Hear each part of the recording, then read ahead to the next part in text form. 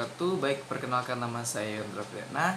Saya berasal dari program studi pendidikan Bahasa dan Sastra Indonesia Universitas Riau. Saya berasal dari kelas 2019B. Baik, di video kali ini saya akan membahas mengenai dramaturgi. Hidup diibaratkan sebagai sebuah panggung yang memiliki kisah. Masing-masing manusia memerankan tokoh-tokoh yang saling berinteraksi satu sama lain dalam berbagai konteks kehidupan.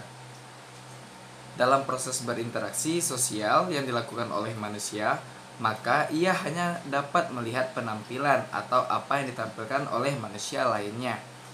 Penampilan diri manusia saat berinteraksi di atas panggung kehidupan yang disertai dengan penggunaan berbagai perlambangan untuk mencapai tujuan tertentu inilah yang coba dijelaskan dalam teori dramaturgi ini. Menurut teori dramaturgi itu sendiri, panggung kehidupan manusia tak ubahnya seperti panggung sandiwara ataupun panggung teater. Menurut Goffam, tahun 1959, dramaturgi adalah sandiwara kehidupan yang disajikan oleh manusia. Situasi dramatik seolah-olah yang terjadi di atas panggung sebagai ilustrasi untuk menggambarkan individu-individu dan interaksi yang dilakukan dalam kehidupan keseharian mereka. Jadi, dapat disimpulkan bahwa dramaturgi merupakan pandangan tentang kehidupan sosial sebagai bentuk alur cerita pertunjukan drama dalam sebuah pentas. Baik, di sini yang pertama saya akan membahas tentang asumsi dasar.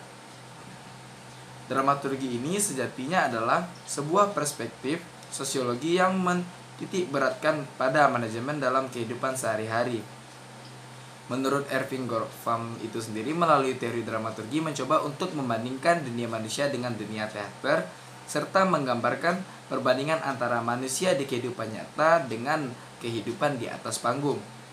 Aspek penting dalam teori dramaturgi ini tersendiri adalah dalam konteks komunikasi, ialah konsep halayak dan hubungan antar individu dengan halayak dalam suatu individu dan tempat tertentu.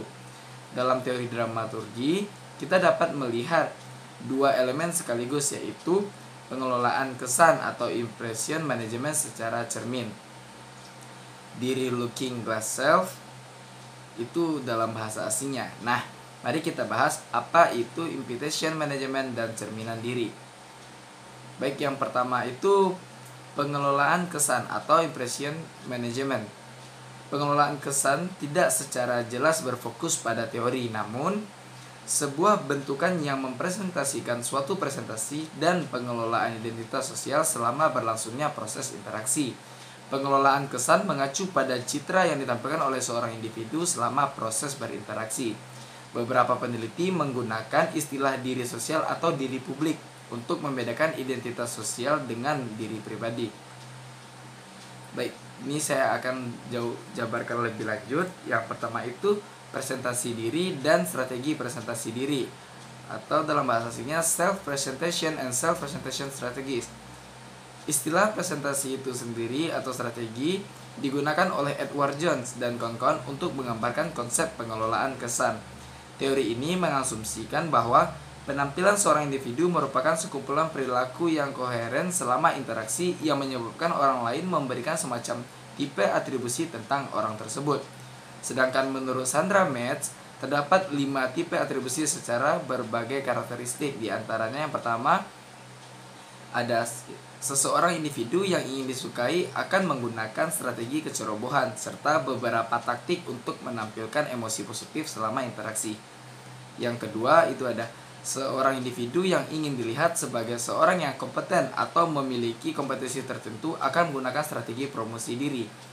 Yang ketiga, itu ada seorang individu yang ingin dilihat sebagai seorang yang layak atau memiliki kepantasan akan menggunakan strategi contoh atau menggunakan contoh-contoh dan beberapa taktik seperti mendemonstrasikan kemampuan yang dimiliki, kompeten, integritas, atau nilai-nilai banding. Selanjutnya yang keempat, seorang individu yang ingin dilihat sebagai seorang yang perlu pertolongan akan menggunakan strategi permohonan atau taktik dengan menampilkan titik lemah. Yang kelima atau yang terakhir yaitu seorang individu yang ingin dilihat sebagai seorang yang memiliki kekuasaan atau kendali akan menggunakan strategi intimidasi dengan taktik menampilkan amarah atau mendemonstrasikan keinginan untuk menghukum atau menghakimi orang lain. Baik, selanjutnya yang kedua yaitu identitas sosial bersituasi atau dalam bahasa asing situation social identity. Istilah tersebut dikenal pertama kali oleh ahli sosiologi Erving Goffman. Secara sederhana, ia menyatakan bahwa prinsip-prinsip yang mengorganisasi seluruh interaksi sosial adalah pengelolaan identitas sosial yang terkoordinasi atau disebut juga dengan phase. Erving Goffman ini sendiri menggunakan metafora sebuah permainan untuk menjelaskan pandangan tentang pengelolaan kesan. Ia berpendapat bahwa ketika manusia berinteraksi, mereka membentuk dan mengelola face sebagaimana yang ditampilkan oleh para penampil dalam sebuah scan atau panggung. Karenanya, manusia mempersiapkan penampilan mereka di belakang panggung, kemudian dibawa untuk ditampilkan ke atas panggung dengan melakukan manipulasi terhadap berbagai properti ataupun kostum yang digunakan sesuai dengan peran yang diperankannya. Lanjutnya yang ketiga, saya akan membahas tentang model pengelolaan kesan atau impression management model. Menurut Sandra Metz sendiri, terdapat 4 meta tujuannya, yaitu yang pertama ada demonstrating social competence, yang kedua ada impression construction, yang ketiga ada protection impression integrity, yang keempat itu ada restoring impression integrity.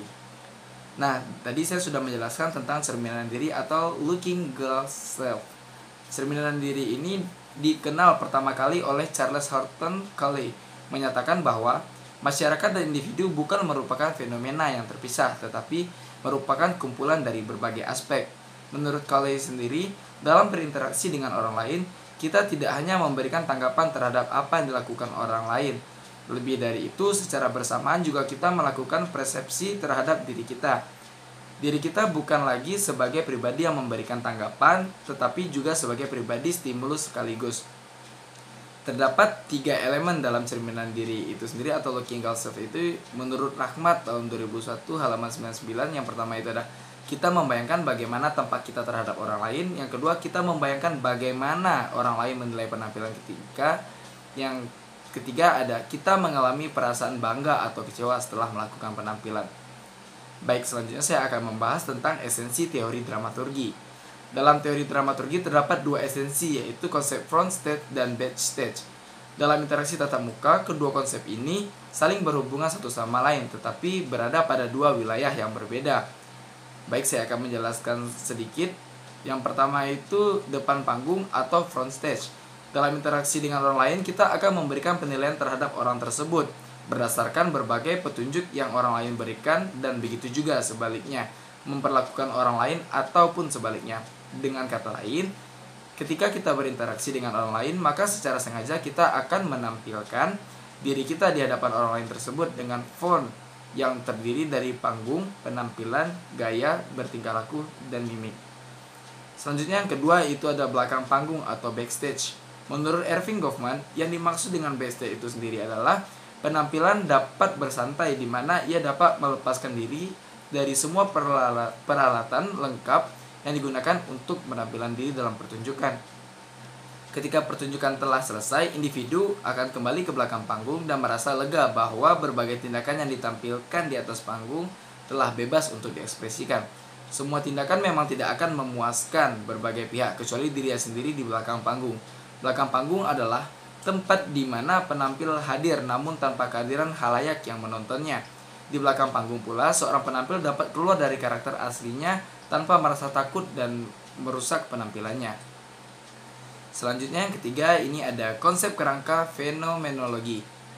Konsep kerangka atau konteks, di mana bahasa dan perilaku yang dimengerti merupakan istilah yang dipinjam dari Bateson dan teori interaksional. Berdasarkan sejarahnya, kerangka dirancang sebagai suatu penjelasan bagaimana masing-masing individu yang berinteraksi menyajikan pesan-pesan metakomunikasi, yaitu suatu informasi tambahan tentang bahasa atau perilaku dalam suatu kejadian ke dalam analisis.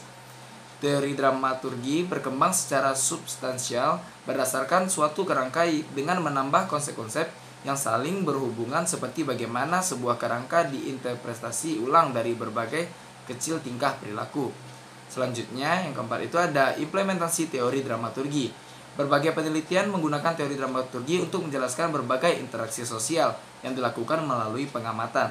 Teori dramaturgi digunakan untuk menggambarkan bagaimana gerakan sosial mengomunikasikan kekuasaan, pelayanan terhadap konsumen, identitas manusia dalam masyarakat, teknologi, dan kajian media yang terbaru. Selanjutnya yang kelima itu ada kritik terhadap teori dramaturgi.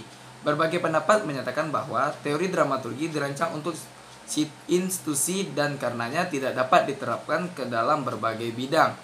Yang teruji berdasarkan hal tersebut, teori dramaturgi tidak memberikan kontribusi yang signifikan terhadap tujuan sosiologi, yaitu untuk memahami masyarakat. Selanjutnya yang keenam itu ada manfaat mempelajari teori dramaturgi ini sendiri. Mempelajari teori dramaturgi dapat memberikan manfaat dalam rangka membantu memahami interaksi sosial dan penerapan dalam konteks komunikasi interpersonal, komunikasi politik, komunikasi organisasi, komunikasi antar budaya, serta kajian media. Karena dengan memahami teori dramaturgi, maka kita dapat belajar untuk menampilkan diri kita sesuai dengan yang kita inginkan untuk mencapai tujuan yang kita inginkan. Baik, sekian saja penjelasan singkat saya tentang mengenai dramaturgi ini. Saya harap ini dapat menambah wawasan dan pengetahuan dari teman-teman sekalian. Dan saya juga menyampaikan banyak maaf apabila terdapat salah-salah kata selama saya menyampaikan penjelasan saya tentang dramaturgi ini. Baik, sekian dari saya. Wassalamualaikum warahmatullahi wabarakatuh. Terima kasih.